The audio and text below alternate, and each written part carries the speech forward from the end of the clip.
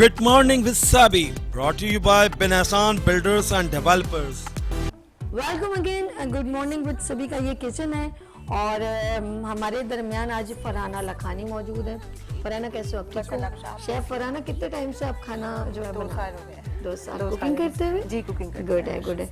अच्छा जी, हम लोगों ने यहाँ पर जो है स्पेशल यहाँ देख लें जो है पास्ता वगैरह है, चिकन भी है, बहुत कम इंग्रेडिएंट्स हैं। फरहाना जो है आज हमें डिश बता रही, कौन सी डिश बन रही है? White sauce pasta. White sauce pasta कितनी देर में बन जाती है मैक्सिमम? ये कम से कम आधा घंटा। अच्छा, हम लोगों ने आधे घंटे के अंदर ये बन जाता है घर पे और इंग्रेडिएंट्स वही हैं जो घर में यूज किए जाते हैं। और स्पेशल ये कहूँगी कि पानी हो गया बॉइल्ड, मेरे ख्याल में हम पास्ता डाल देते, बाकी इंग्रेडिएंट्स बता देंगे। जितनी देर में ये पास्ता जो है पानी उबलते हुए पानी में हमने इसको ऐड कर दिया। थोड़ा सा ऑयल भी डाला हुआ है या डालना है? ऑयल और इसमें नमक डाला है। डाल दिया पहले से? पहले डाल दिया ताकि ये आपस में चिपके नहीं। हम इसको छोड़ देते हैं और अब हम लोग चलते हैं अपने इंग्रेडिएंट्स की जानिब कि इसमें क्या क्या चीजें डलेंगी। यस, अब बताओ। ये चिकन है, इसको इस तरह आप स्ट्रिप्स ही ठीक है, काट लें। ठीक है। इसमें ब्लैक पेपर, इन्होंने जो इसमें इंग्रेडिएंट्स यूज किए जा रहे हैं वो है काली मिर्च, काली मिर्च है, नमक है, हस्बे जायका, और चिकन टिक्का मसाला है। ओके। ये फ्रेश चिली है, कुटी हुई मिर्च, ओके। लहसुन अदरक का पेस्ट है और नमक है बस। उसको और सुर का और विनेगर, इसको मिक्स करके आप रख दें। जस्ट ओनली व्हाइट विनेगर जो है, सिरका मौजूद है और टिक्का मसाला, टिक्का मसाला, ताकि जरा सा फ्लेवर आ जाए और अच्छा आ जाए। इसको मैक्सिमम इन्होंने जो है पहले से ही इसके तमाम इंग्रेडिएंट्स जो यहाँ पे मेंशन हो रहे हैं डाल दिए ताकि इसके अंदर से जूसी फ्लेवर आए। ऐसे चलिए हम फ्राई पैन रखते हैं, बिस्मिल्लाह करते हैं। अच्छा हनी, इसके अंदर कुछ आपने मिल्क एंड मलाई वगैरह भी रखी हुई है? ये इसका व्हाइट सॉस बनेगा। ये क्या क्या इंग्रेडिएंट्स है? ये ऑरिगानो है, ऑरिगानो, ओके। मिल्क, ये मिल्क है, ओके। ये चिकन पाउडर, चिकन पाउडर और ये फ्रेश क्रीम। ओके जी, हम लोग बिस्मिल्लाह करते हैं, फ्राई पैन में से ये निकालते हैं। हल्का सा ऑयल डालना है, ज्यादा नहीं। और यस, ये देखें जो फौरन, अब वो देखें वो भी बॉइल हो रहा है। क्विकली बनेगा यार, ये तो क्विकली बन जाएगा। बिस्मिल्लाहिर्रहमानिर्रहीम। हमने इसको ये बाउल मुझे दे दो। अचानक जब गेस्ट आ जाते हैं इसके लिए बेस्ट रेसिपी। बिल्कुल बिल्कुल क्विकली बन सकता है, आप चाहें तो फौरन भी। अच्छा जी, कुकिंग ऑनलाइन किस नाम से कर रहे हो Farhana? Sweet and spicy food के नाम। स्वीट एंड स्पाइसी फूड आप ऑनलाइन से, आपकी फेवरेट मतलब लोगों की फेवरेट डिश क्या जो ऑर्डर्स पे आती है? माशाल्लाह सभी है, और ये जो होम शेफ होती है ना वो किसी ना किसी से हर चीज एडजस्ट कर लेती हैं, स्पाइसेस और सारे। गुड। अच्छा जी, ये हमने इसको, वाह जबरदस्त, वाह जबरदस्त। हमारे पास जो है ये मैक्सिमम हनी कितनी देर लगेगी इसको? 15। अच्छा जी, हम इसको जब तक करते हैं हम चलते हैं जावेद साहब के पास। जावेद साहब, आर यू रेडी? हम आपसे सवाल कर लें? आप मुझे आंसर दे रहे थे अगर आपको याद हो तो। हाँ नहीं, मुझे तो हिप्स है सब।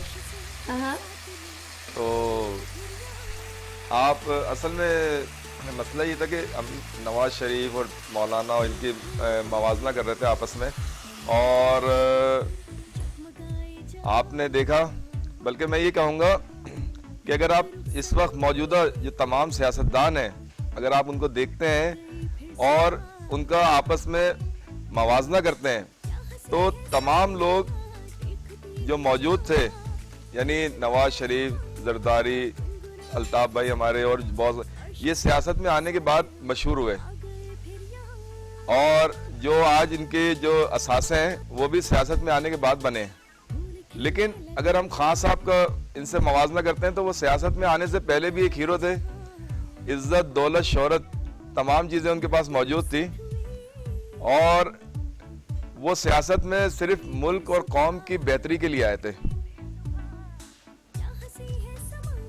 और आज आप जो सूरत हाल देख रही हैं पिछले 3-4 साल की कोविड और FATF के दौरान, और आज जो सूरत हाल देख रही हैं, तो उससे आपको ये फ़र्क महसूस हो जाता है। और फिर अभी पिछले दिनों जो लंदन में इनके खिलाफ सलाब जदगान के डेली न्यूज़ ने जो किया था और जो चार्जशीट पेश की थी, तो मैं तो ये समझ रहा था कि शायद ये आते ही इस्तीफ़ा दे देंगे।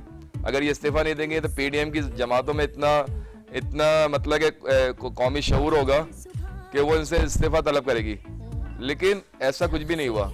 तो इससे ये जाहिर होता है ये सारी जमातें 13 की 13 एक ही थाली की चट्टी बट्टी है। अच्छा, मैं बात समझ में नहीं आती जावेद साहब, हमें छोड़ दो भी ना, तो ऐसा अच्छा है, हो जाएगा ना ये असल में हमारा जो है ना वो दूसरी वाली फ्लेम है, हम डर रहे होते कि पानी ड्राई तो नहीं हो गया और ये चेक करेंगे। अच्छा थोड़ा सा फ्लेम, हमारी ये जो है पास्ता जो है वो बॉइल्ड हो रहा है, चिकन जो है वो गल रही है, 5 मिनट्स और रिक्वायर्ड होंगे।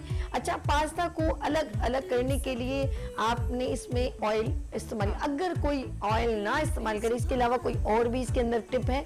टिप्स जरा पूछ लूँ ना फरहाना से, कितनी इंटेलिजेंट हो, मुझसे ज्यादा जानती हो। हाँ। बटर भी थोड़ा डाल सकते हैं। अच्छा ऑयल के अलावा बटर भी। अच्छा कुछ लोग जैसे चावल को निकला निकला करने के लिए सिरका या लेमन इस्तेमाल करते वो हैं। चावल के लिए होता है ना, पास्ता में पास्ता के लिए जस्ट ऑयल और नमक। ओके नमक इस्तेमाल करते हैं। अगर आप 1 स्पून ऑयल डाल देंगे तो ये आपस में चिपकेंगे नहीं, और उसके बाद जब आप इसको स्ट्रेन कर दें, छान ले, पानी इसका निकाल दें, तो फिर क्या होगा, हमारे पास जो है ठंडा पानी अगर हो तो बहुत अच्छी बात है, इसके ऊपर तो उसमें और ज्यादा अच्छा रिस्पांस आ जाएगा।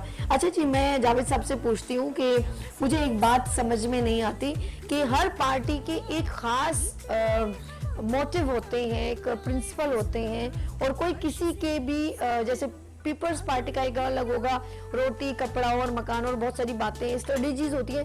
तो हाउ इज पॉसिबल कि सारी पार्टियों का अगर मोटिव एक हो तो फिर ये तो टेंशन ही खत्म हो जाए। आप क्या कहना चाहेंगे जावेद साहब? देखें, ये जो आपने बताया रोटी कपड़ा और मकान, अभी पिछले दिनों में मैंने एक अपनी वीडियो में भी ये बात कही थी कि रोटी कपड़ा और मकान ये सोल्यूशन नहीं था, क्योंकि अगर आप किसी को रोटी दे दें, कपड़ा दे दें, मकान दे दें, तो क्या उसकी ज़रूरियात ज़िंदगी पूरी हो जाती है? उसके बाद उसे किसी चीज़ की ज़रूरत नहीं रहती, क्योंकि रोटी ख़त्म हो जाएगी, दूसरी दफ़ा आपको रोटी देना पड़ेगी, फिर तीसरी दफ़ा। तो कहने का मकसद ये है कि आप उसको तालीम, सेहत और रोज़गार दें, ताकि वो अपने लिए भी करे और जो दूसरे लोग हैं उनके लिए भी। अगर उसके पास तालीम होगी, उसके पास सेहत होगी, उसके पास रोज़गार होगा, तो वो दूसरे के लिए भी फायदेमंद होगा। अभी आप देख लें, पिछले 40 साल से जो हमारे मुल्क में हो रहा है वो यही हो रहा है कि जनाब इमदाद पे ही चल रहे हैं।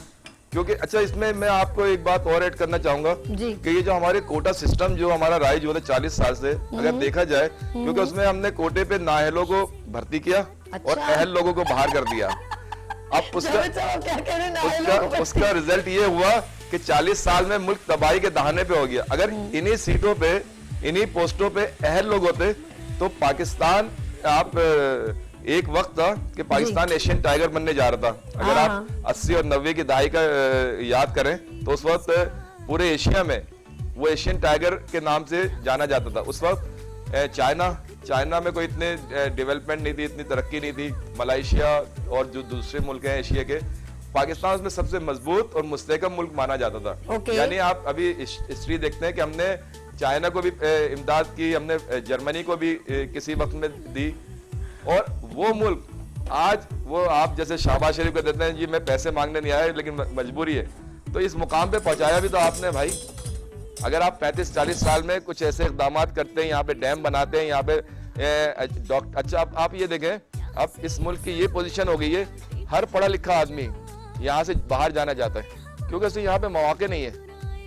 यहाँ पे सिर्फ करप्शन करने वाले, भत्ता लेने वाले, लूटमार करने वालों के लिए तो मौके हैं, लेकिन पढ़े लिखे लोगों के लिए नहीं है। तो ये हमारी बदकिस्मती है।